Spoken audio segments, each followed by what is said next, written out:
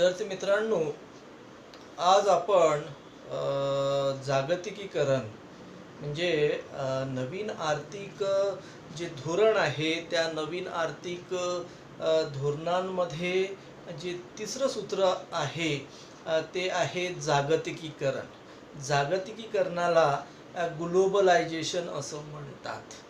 मग भारतामध्ये 1991 मध्ये ज्या नवीन आर्थिक सुधारणा अवलंबिण्यात आल्या आणि अर्थव्यवस्थेमध्ये राबविण्यात आल्या, त्या नवीन आर्थिक सुधारणांमध्ये त्रिसूत्री अवलंबिण्यात आली: उदारीकरण, खाजगीकरण आणि जागतिकीकरण. मग हे जे जागतिकीकरणाचं धोरण आहे, या जागतिकीकरणाच्या धोरणाला खऱ्या अर्थाने 1991 पासून सुरुवात झालेली आपल्याला दिसून येते. भारताला स्वातंत्र्य प्राप्त झाल्यापासून तर 1991 पर्यंत आपल्या देशाची अर्थव्यवस्था मिश्र अर्थव्यवस्था होती आणि या मिश्र अर्थव्यवस्थेच्या माध्यमातून एक अशा प्रकारचं संरक्षणात्मक धोरण देशाने अवलंबिलेलं होतं.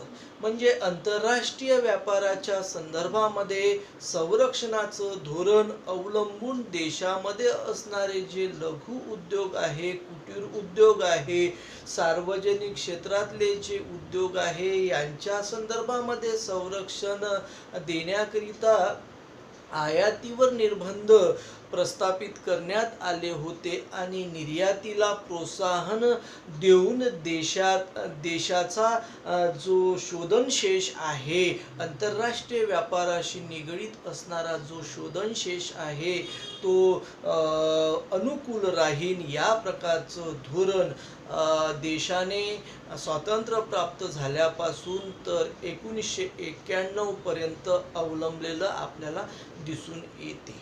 मग 1991 मध्ये संपूर्ण जगात जी काही आंतरराष्ट्रीय व्यापाराच्या संदर्भामध्ये आणि त्याच्या प्रशुल्काच्या संदर्भामध्ये जे विचारमंथन झालं आणि मग त्या विचारमंथनातून डंकेल प्रस्तावातून मग गॅट करार आणि मग या गॅट करारावर अनेक देशांनी सह्या केल्या.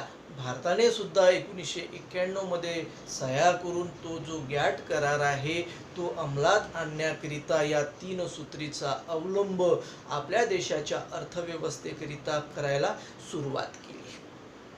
मग हे जे जागतिकीकरण आहे, हे जागतिकीकरण म्हणजे काय तर संपूर्ण जग, या संपूर्ण जगामध्ये असणारी जी काही भिन्न भिन्न राष्ट्र आहे, या भिन्न भिन्न राष्ट्राच्या ज्या काही भौतिक सीमा आहे त्या संरक्षणाच्या दृष्टिकोनातून आपल्याला दिसून येतात. परंतु आंतरराष्ट्रीय व्यापाराच्या संदर्भामध्ये कोणत्याही प्रकारचे निर्बंध आयातीवरही नसावे, निर्यातीवरही नसावे, विदेशी भांडवलाच्या गुंतवणुकीवर कोणत्याही प्रकारचे निर्बंध नसावे, वस्तू आणि सेवांची मुक्त आयात आणि निर्यात व्हावी, जी काही भांडवल आहे, विदेशी भांडवल आहे, त्या विदेशी भांडवलाच्या गुंतवणुकीच्या संदर्भामध्ये मोकळीकता असावी, जे उच्च तंत्रज्ञान आहे ते उच्च तंत्रज्ञानाचं आवागमन भिन्न भिन्न राष्ट्रामध्ये सहज आणि सोप्या पद्धतीने व्हावं,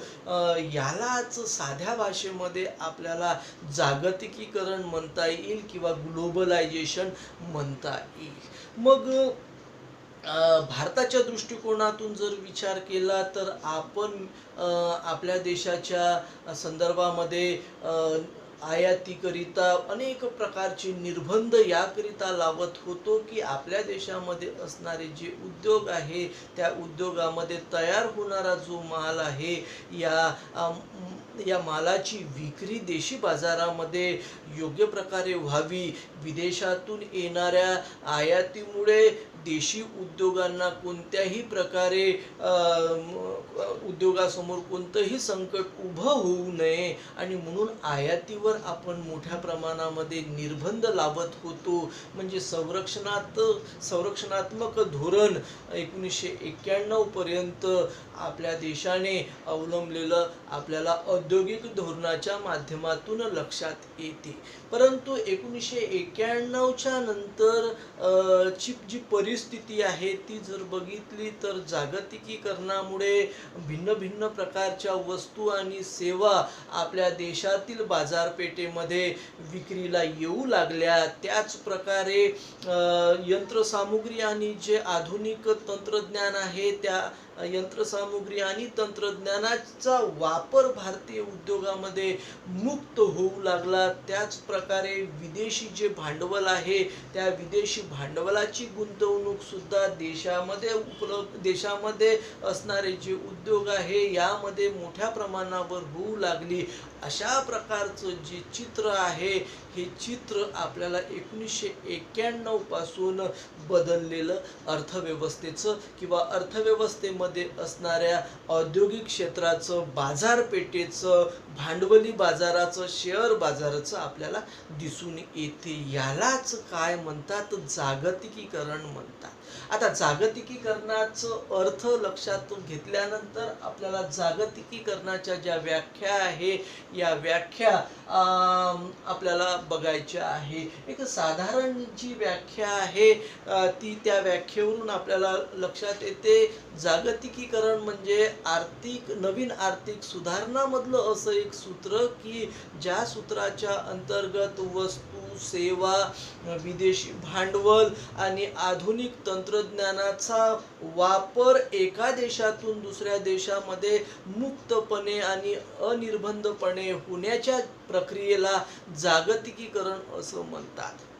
त्यानंतर इंटरनॅशनल मॉनिटरी फंड म्हणजे IMF म्हणजे आंतरराष्ट्रीय मुद्रा निधीने सुद्धा जागतिकीकरणाची जी व्याख्या केलेली आहे त्या व्याख्येमध्ये सुद्धा वस्तू आणि सेवा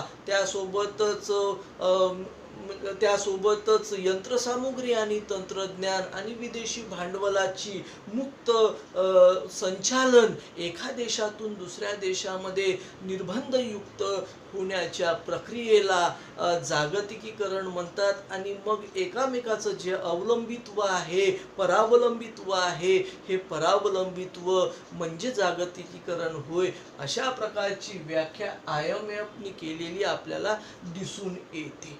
मग आपल्या देशामध्ये 1991 पासून जे जागतिकीकरणाला जी सुरुवात झाली प्रामुख्याने भारतीय जे उद्योग क्षेत्र आहे, सेवा क्षेत्र आहे, म्हणजे अर्थव्यवस्थेतील जो हा महत्त्वाचं जे क्षेत्र आहे या क्षेत्रामध्ये जागतिकीकरणाचा परिणाम आपल्याला पडलेला दिसून येतो. त्यासोबतच भारतामध्ये असणारं जे शेती क्षेत्र आहे या शेती क्षेत्रावर सुद्धा जागतिकीकरणाचा अनुकूल आणि प्रतिकूल परिणाम पडलेला आपल्याला दिसतो. म्हणजे जागतिकीकरणाचे काही फायदेही आहेत तर काही तोटे सुद्धा असलेले आपल्याला दिसून येतात. सर्वप्रथम आज आपण या पिरियडमध्ये जागतिकीकरणाचे फायदे बघणार आहोत, त्यानंतर जागतिकीकरणाचे तोटे आपण बघणार आहोत, त्यानंतर भारतीय उद्योग आणि जागतिकीकरण याचा काय संबंध आहे हे सुद्धा आपण 8-10 मुद्द्याच्या माध्यमातून लक्षात घेणार आहोत. तर सर्वप्रथम आपण जागतिकीकरणाचे जे फायदे आहेत ते जागतिकीकरणाचे फायदे आपण बघणार. 7 फायदे प्रामुख्याने आपण विचारात घेणार आहोत. त्यातील पहिला जो फायदा आहे विदेशी गुंतवणुकीला मोठ्या प्रमाणात वाव या जागतिकीकरणाच्या धोरणामुळे प्राप्त झालेला आपल्याला दिसून येतो. भारतीय अर्थव्यवस्था ही कृषीप्रधान अर्थव्यवस्था आहे. त्यासोबतच भारत हा विकसनशील देशाच्या गटामध्ये मोडतो, म्हणजे डेव्हलपिंग कंट्रीच्या गटामध्ये मोडतो. भारत हा विकसित देश नसून तो विकसनशील देश आहे. आणि मग विकसनशील देशामध्ये प्रामुख्याने भांडवलाची कमतरता जाणवत असते आणि या भांडवलाच्या कमतरतेमुळे उद्योगाला लागणारं जे भांडवल आहे ते भांडवल उपलब्ध न झाल्यामुळे औद्योगिकरणाला मोठ्या प्रमाणात खीळ बसली होती. जागतिकीकरणाचा जो पहिला फायदा आहे तो म्हणजे विदेशी गुंतवणुकीला मोठ्या प्रमाणात वाव यामुळे प्राप्त झालेला आपल्याला दिसून येतो. हा जागतिकीकरणाचा महत्त्वाचा एक फायदा भारतासारख्या विकसनशील देशाला झालेला आपल्याला दिसून येतो. म्हणजे भारतीय अर्थव्यवस्थेमध्ये असणारे जे उद्योग आहे त्या उद्योगाची जी भांडवलाची कमतरता आहे ती कमतरता जागतिकीकरणाचं धोरण अवलंबिल्यामुळे विदेशातून मोठ्या प्रमाणात भांडवलाची आयात आपल्या देशामध्ये होऊन ते जे भांडवल आहे ते भिन्न भिन्न उद्योगामध्ये गुंतविल्या गेलं. त्या भांडवलाच्या गुंतवणुकीमुळे भारतातील उद्योगाची जी कार्यक्षमता आहे ती वाढीस लागली. उत्पादनाच्या तंत्रामध्ये सुधारणा झाल्यामुळे मोठ्या प्रमाणात वस्तू आणि सेवांचं उत्पादन होऊ लागलं. उत्पादनाचा दर्जा सुधारू लागला आणि त्यामुळे भारतातले जे उद्योग आहे त्या उद्योगाचा विकास होऊ लागला आणि या जागतिकीकरणामुळे भारतीय औद्योगिकरणाला चालना मिळालेली आपल्याला दिसून येते. म्हणजे विदेशी गुंतवणुकीला मोठ्या प्रमाणात वाव या जागतिकीकरणाच्या धोरणामुळे प्राप्त होताना आपल्याला दिसून येतो. त्यानंतर जागतिकीकरणाचा जो दुसरा फायदा आहे तो म्हणजे नवीन तंत्रज्ञानाची उपलब्धता. आता जागतिकीकरणाच्या आधी म्हणजे 1991च्या आधी भारतीय उद्योगामध्ये जे यंत्रसामुग्री आणि तंत्रज्ञानाचा वापर होत होता त्यामध्ये मोठ्या प्रमाणात विदेशी यंत्रसामुग्री आणि तंत्रज्ञानाच्या आयातीवर निर्बंध असल्यामुळे उद्योगाला विदेशातून यंत्रसामुग्री आणि तंत्रज्ञानाची आयात करण्याची परवानगी नव्हती. म्हणजे आपल्या देशामध्ये असणाऱ्या उद्योगामध्ये यंत्रसामुग्री आणि तंत्रज्ञान हे देशी होतं. परंतु जागतिकीकरणामुळे काय झालं की नवीन तंत्रज्ञान मोठ्या प्रमाणावर भारतीय उद्योगामध्ये त्याचा वापर होऊ लागला आणि मग हे आधुनिक यंत्रसामुग्री आणि तंत्रज्ञानाच्या सहज उपलब्धतेमुळे त्या यंत्रसामुग्री आणि तंत्रज्ञानामुळे उत्पादनाचा जो दर्जा आहे हा सुधारू लागला आणि जागतिक पातळीवर तयार होणाऱ्या वस्तूला स्पर्धा करण्या इतपत वस्तूची निर्मिती भारतीय उद्योगामध्ये होऊ लागली. म्हणजे या जागतिकीकरणाचा जो लाभ आहे हा लाभ भारतीय उद्योगांना झालेला आपल्याला दिसून येतो. तिसरा जो फायदा आहे तो म्हणजे बाजारपेठेचा विस्तार. आता वस्तू सेवा भांडवलाची आयात त्यासोबत तंत्रज्ञानाची जी आयात आहे यावर अनेक प्रकारची निर्बंध 1991 पर्यंत आपल्या देशामध्ये होती.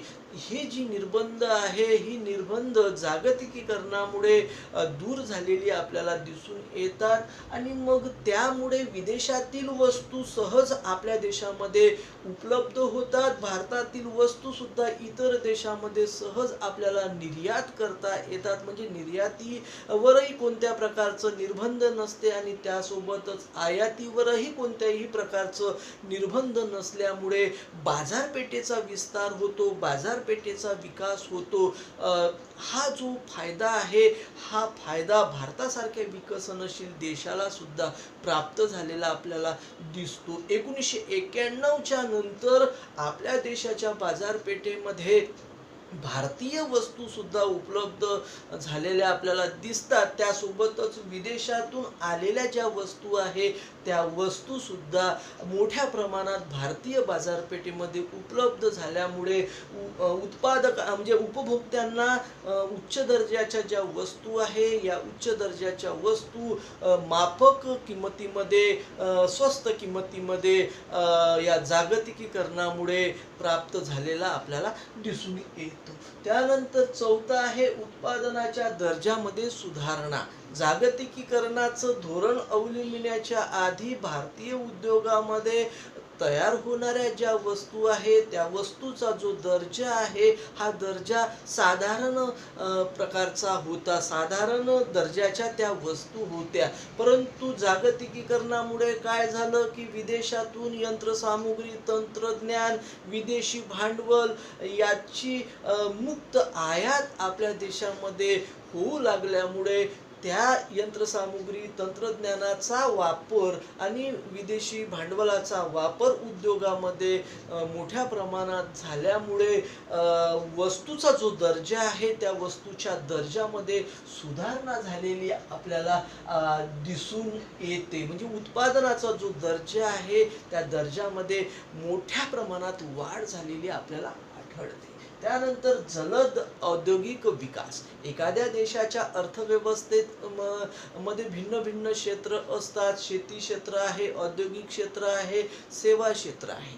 एखाद्या देशामध्ये जर औद्योगिकरणाला जर आपल्याला चालना द्यायची असेल तर उद्योगाला लागणारं जे भांडवल आहे ते त्या देशामध्ये मुबलक उपलब्ध असलं पाहिजे. परंतु विकसनशील देशामध्ये भांडवलाची कमतरता असते. भारत हा विकसनशील राष्ट्रांच्या गटामध्ये मोडतो आणि भारताजवळ मुळातच भांडवलाची कमतरता असल्यामुळे आपल्या देशाच्या औद्योगिकरणामध्ये मोठ्या प्रमाणात अडचणी निर्माण झाल्या.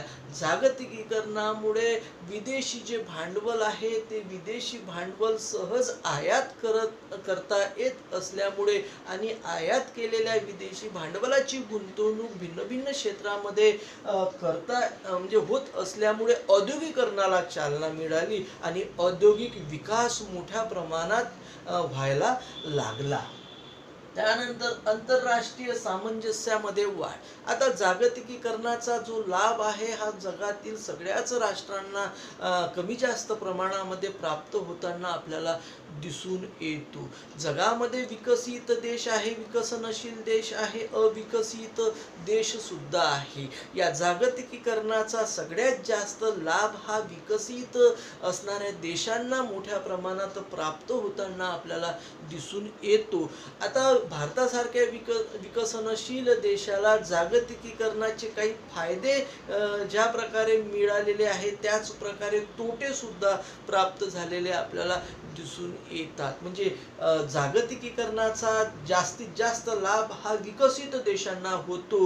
विकसनशील देशाला जागतिकीकरणाचा कमी प्रमाणामध्ये फायदा झालेला आपल्याला दिसतो. परंतु त्यामध्येही आंतरराष्ट्रीय सामंजस्यामध्ये या जागतिकीकरणामुळे काय झालेली आहे, वाढ झालेली आपल्याला दिसून येते. म्हणजे विदेशी व्यापारामध्ये जो बदल झाला, आधी जो आयातीवर निर्बंध टाकण्यात येत होते आणि निर्यातीला प्रोत्साहन दिल्या जात होतं, आता जागतिकीकरणामुळे काय झालं की आयात आणि निर्यात निर्बंध झाले. त्याच्यावर कोणत्याही प्रकारची बंधनं लादल्या गेलेली नसल्यामुळे उच्च दर्जाच्या ज्या वस्तू आहेत त्या देशामध्ये सहज उपलब्ध होऊ लागल्या.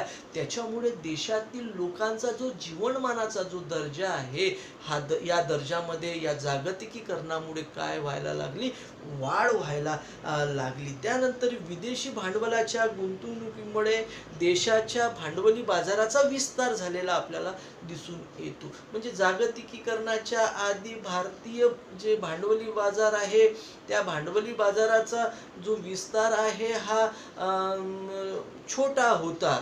म्हणजे छोटा असल्यामुळे त्या भांडवली बाजाराच्या माध्यमातून भांडवलाचा पुरवठा कमी प्रमाणामध्ये उद्योगांना होत होता.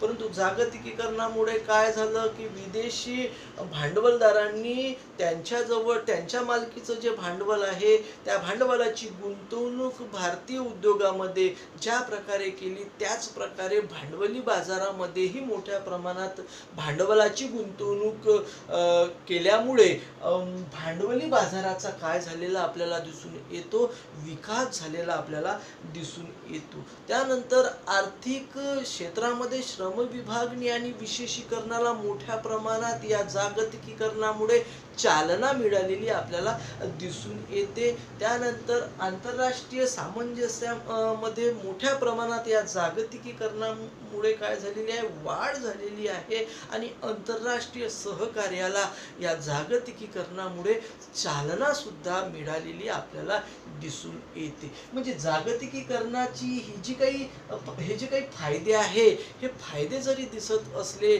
तरी म्हणजे भारतीय अर्थव्यवस्थेच्या दृष्टिकोनातून हे जे जागतिकीकरणाचं धोरण आहे, हे या जागतिकीकरणाच्या धोरणामुळे तोटे सुद्धा मोठ्या प्रमाणात प्राप्त झालेले आपल्याला दिसतात. या जागतिकीकरणाचे जे तोटे आहे, या तोट्यामधलं जे पहिलं तोटा आहे ते म्हणजे आयातीमध्ये असाधारण वाढ. जागतिकीकरणाच्या आधी म्हणजे 1991 पर्यंत भारताचा जो आंतरराष्ट्रीय व्यापार आहे, या आंतरराष्ट्रीय व्यापाराचा जो हेतू होता, तो हेतू निर्यातीला प्रोत्साहन देणे आणि आयातीवर भिन्न भिन्न प्रकारची निर्बंध लादून देशामध्ये असणारे जे उद्योग आहे, लघु उद्योग आहे, कुटीर उद्योग आहे, या उद्योगांना संरक्षण प्रदान करणे, अशा प्रकारचं आंतरराष्ट्रीय व्यापाराचं धोरण भारताने स्वीकारलं होतं. त्यासोबतच देशामध्ये देशाची जी मुद्रा आहे, या मुद्रेचं जे मूल्य आहे, हे मूल्य आंतरराष्ट्रीय पातळीवर इतर देशातील मुद्रेशी जेव्हा प्रस्थापित होते, त्याला विदेशी विनिमयाचा दर म्हणतात आणि हा विदेशी विनिमयाचा दर देशाच्या दृष्टिकोनातून, देशाच्या मुद्रेच्या दृष्टिकोनातून, देशाच्या रुपयाच्या दृष्टिकोनातून अनुकूल राहावा.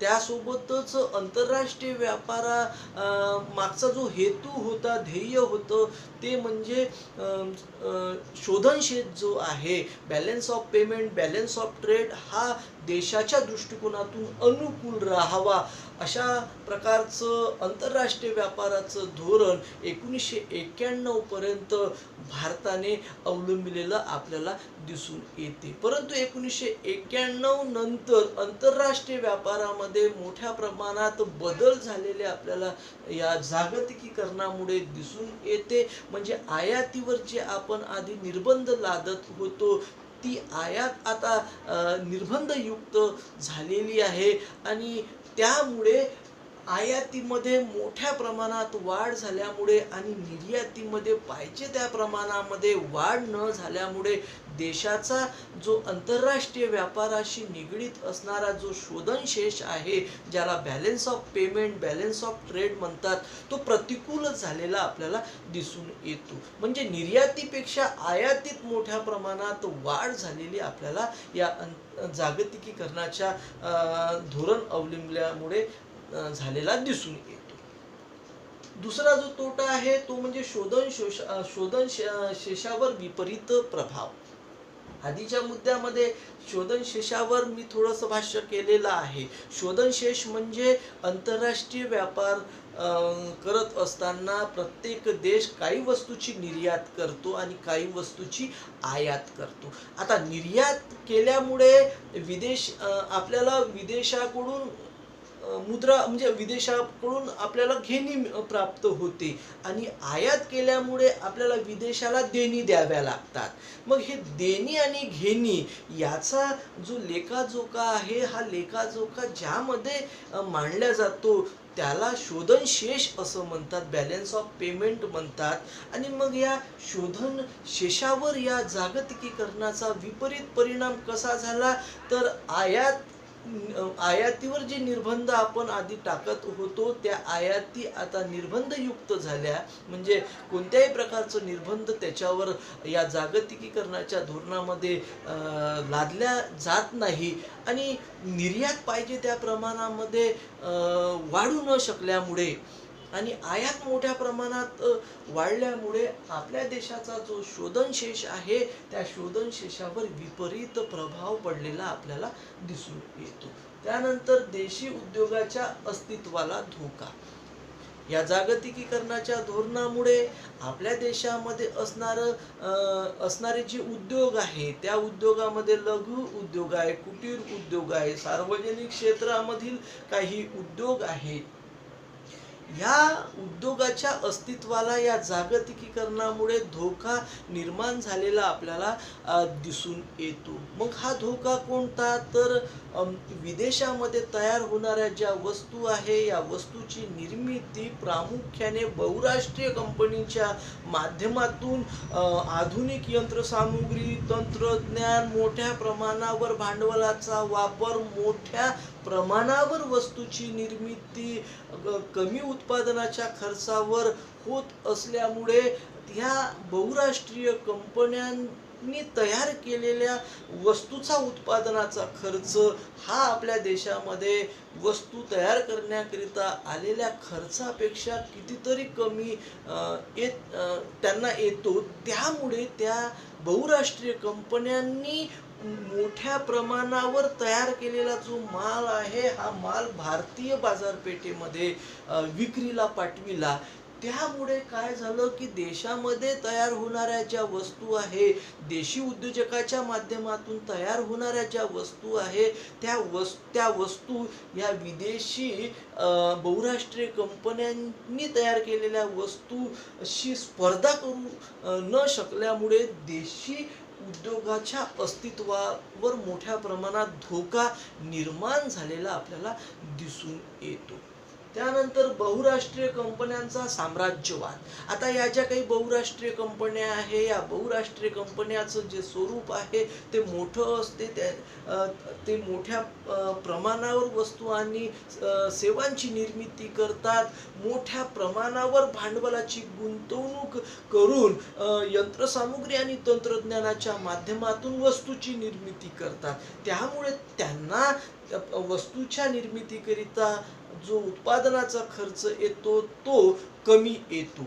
आणि मग ह्या ज्या काही बहुराष्ट्रीय कंपन्या आहे, या बहुराष्ट्रीय कंपन्यांनी तयार केलेला जो माल आहे, हा माल भिन्न भिन्न विकसनशील देशाच्या बाजारपेठेमध्ये विकण्याकरिता उपलब्ध झाल्यामुळे काय झालं की त्यांच्या वस्तू मोठ्या प्रमाणामध्ये विकल्या गेल्या आणि त्यांनी मोठ्या प्रमाणात नफा प्राप्त केला. त्यामुळे त्यांचं जे साम्राज्य आहे, त्या साम्राज्यामध्ये वाढ झालेली आपल्याला दिसून येते. त्यासोबतच या बहुराष्ट्रीय कंपन्यांनी भांडवलाच्या जोरावर आपल्या देशामध्ये जी काही उद्योग होती, त्या उद्योगाची खरेदी केली. त्या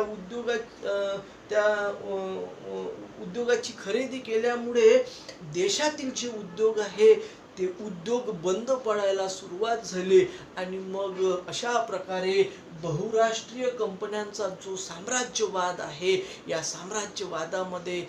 साम्राज्यवादात वाढ झालेली आपल्याला दिसून येते. हा जागतिकीकरणाचा तोटा भारतासारख्या विकसनशील देशावर सुद्धा पडलेला आपल्याला दिसून येतो. भारतामध्ये असणारे जे उद्योग आहे, हे उद्योग ह्या बहुराष्ट्रीय कंपनीच्या स्पर्धेमध्ये टिकाव धरू शकले नाही आणि अनेक जे उद्योग आहे, हे उद्योग 1991 नंतर बंद व्हायला सुरुवात झाली आणि बहुराष्ट्रीय कंपन्यांचा जो साम्राज्यवाद आहे, हा साम्राज्यवाद वाढीस लागला. त्यानंतर निर्यात व्यापारात अडचण. आंतरराष्ट्रीय व्यापारामध्ये आयाती आणि निर्याती प्रामुख्याने होताना आपल्याला दिसून येतात. एक देश दुसऱ्या देशाकडून काही वस्तूची आयात करतो, तर आपल्या देशामध्ये तयार होणाऱ्या वस्तूची इतर देशामध्ये निर्यात करतो. भारतासारख्या विकसनशील देशातून होणाऱ्या ज्या निर्याती आहे, त्या प्रामुख्याने प्राथमिक क्षेत्रातील आपल्याला दिसून येतात आणि आयाती ज्या आहेत त्या प्रामुख्याने भांडवलाची आयात, यंत्रसामुग्री, तंत्रज्ञानाची आयात, याची आपण मोठ्या प्रमाणात आयात करतो आणि त्यामुळे आपल्या देशाचा जो शोधनशेष आहे, बॅलन्स ऑफ जो ट्रेड आहे, हा प्रतिकूल राहिलेला आपल्याला दिसतो. आता निर्यात व्यापारामध्ये या जागतिकीकरणाच्या धोरणामध्ये सुद्धा इतर विकसित देशांनी अडसर निर्माण केलेली आपल्याला दिसून येते. म्हणजे देशातील जे निर्यातदार आहे, या निर्यातदारांनी केलेल्या ज्या निर्याती आहे, त्या निर्यातीच्या संदर्भामध्ये विकसित देशांनी मोठ्या प्रमाणात अडसर निर्माण केलेली आपल्याला दिसून येते.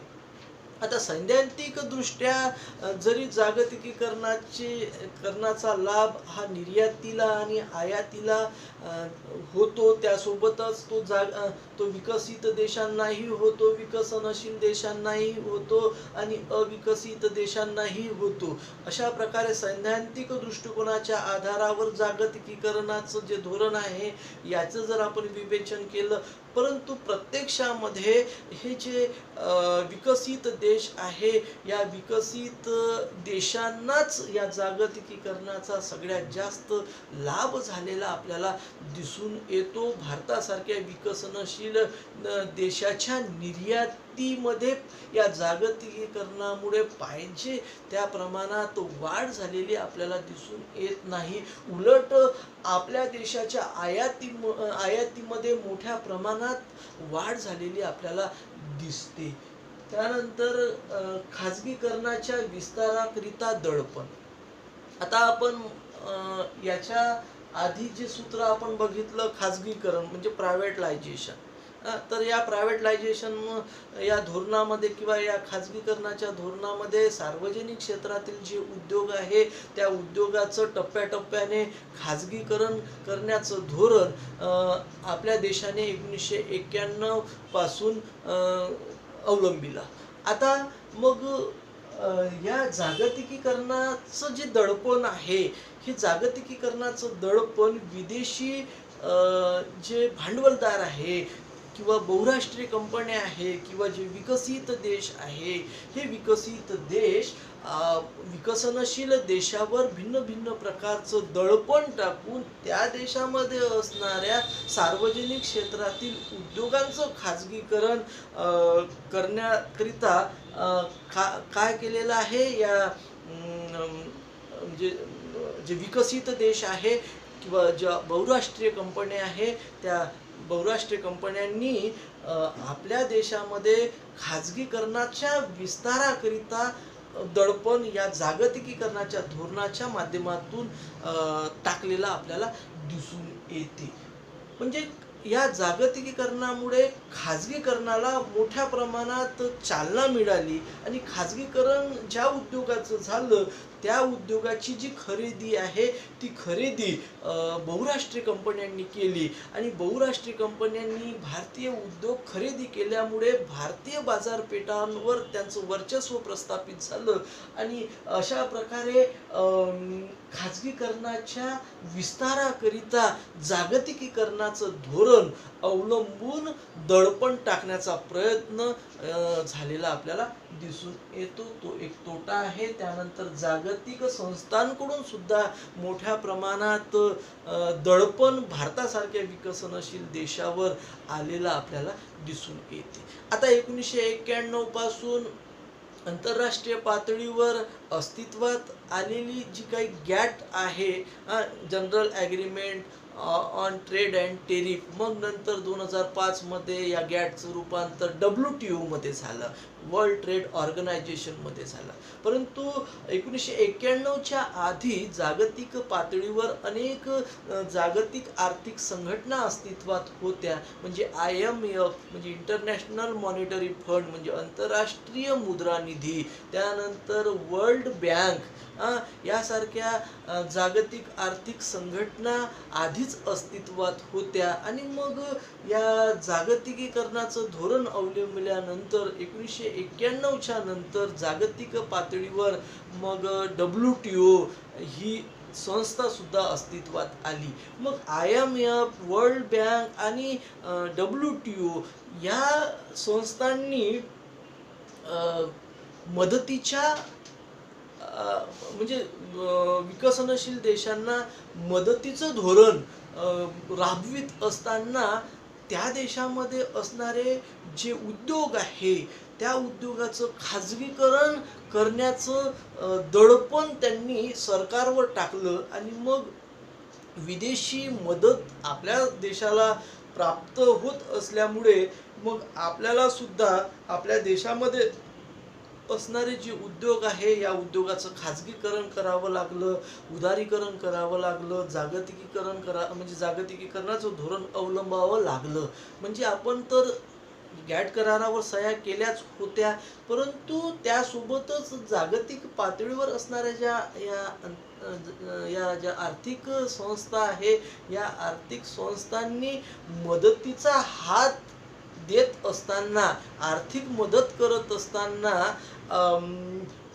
त्यांनी आपल्या देशामध्ये खाजगीकरण करण्याकरिता त्यांनी प्रयत्न करावा, देशातल्या सरकारने खाजगीकरण करावं, उदारीकरण करावं, जागतिकीकरणाला वाव द्यावा, अशा प्रकारचं दडपण टाकलेलं आपल्याला दिसून येते.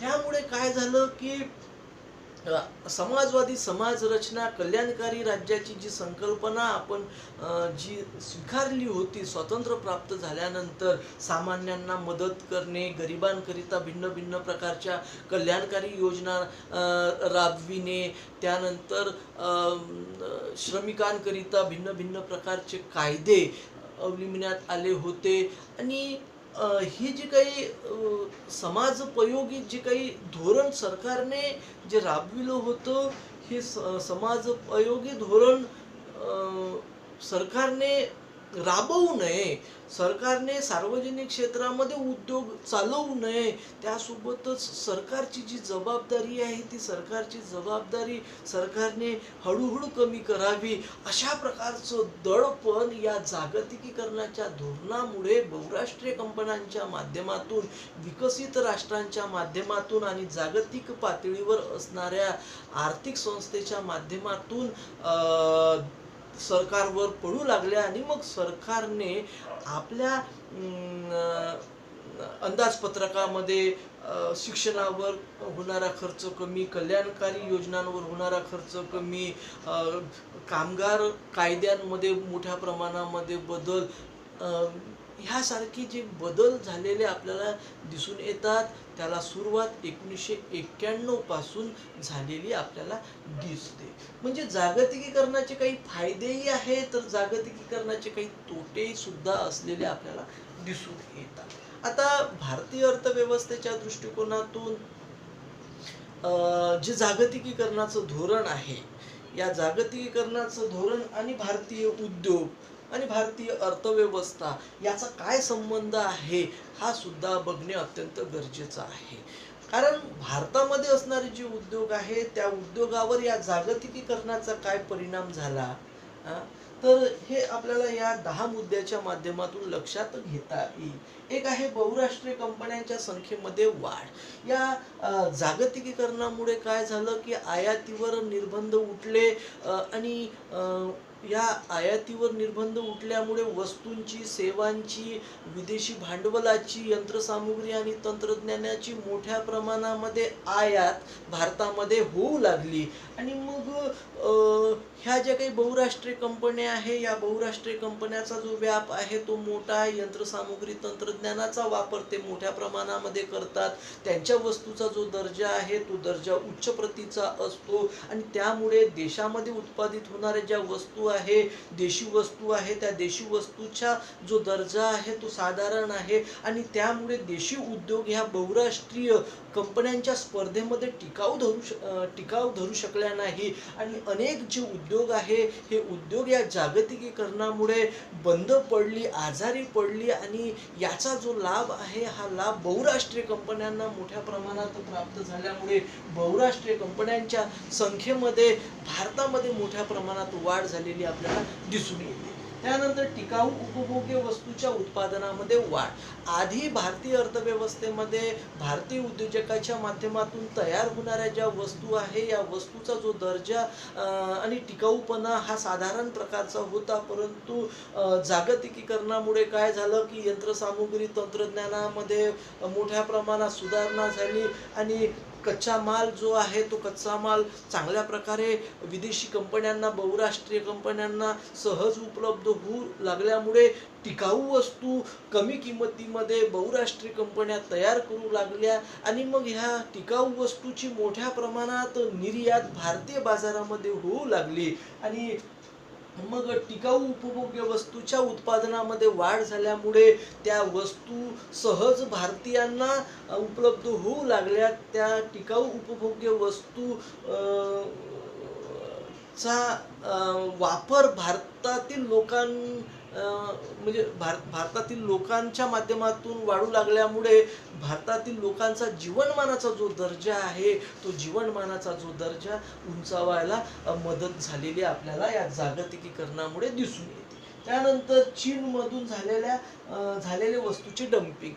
चीन या देशामध्ये भिन्न भिन्न प्रकारच्या ज्या वस्तू आहे, प्रामुख्याने खेळणी आहे, त्याच्यानंतर उपकरणे आहे, इलेक्ट्रॉनिक वस्तू आहे, लाईट आहे, ह्यासारख्या ज्या वस्तू आहे या कमीत कमी किमतीमध्ये, कमीत कमी उत्पादनाच्या खर्चामध्ये ते तयार करत असल्यामुळे त्या चिनी वस्तूच्या किमती ह्या कशा आहे, भारतीय बाजारामध्ये कमी किमतीला उपलब्ध होतात. त्यामुळे चीनने काय केलं, भारतीय बाजारपेठ काबीज करण्याकरिता मोठ्या प्रमाणात तयार झालेल्या ज्या वस्तू आहेत त्या वस्तू भारतामध्ये पाठविल्या किंवा भारतामध्ये त्या वस्तूची निर्यात केली. आता मोठ्या प्रमाणात भारतामध्ये त्या वस्तूची जर निर्यात होत असेल, म्हणजे डम्पिंग याला म्हणतात, डम्पिंग जर होत असेल तर देशी जे उद्योग आहे ते उद्योग टिकाऊ धरू शकणार नाही आणि मग चीनमधून मोठ्या प्रमाणात तयार झालेल्या ज्या इलेक्ट्रॉनिक वस्तू आहे, खेळणी आहे, याचं डम्पिंग भारतीय बाजारपेठेमध्ये या जागतिकीकरणामुळे झालेलं आपल्याला दिसते. त्यानंतर भांडवल बाजारामध्ये मोठ्या प्रमाणात गुंतवणूक. 1991 पर्यंत म्हणजे जागतिकीकरणाचं धोरण अवलंबण्याच्या पूर्वी भारतातील जो भांडवली बाजार आहे, या बाजाराचा जो विस्तार आहे हा कमी प्रमाणामध्ये झाला होता. परंतु जागतिकीकरणाचं धोरण अवलंबल्यामुळे विदेशामध्ये असणारं जे भांडवल आहे, म्हणजे विदेशी भांडवलदारांकडे उपलब्ध असणारं जे भांडवल आहे, ते भांडवल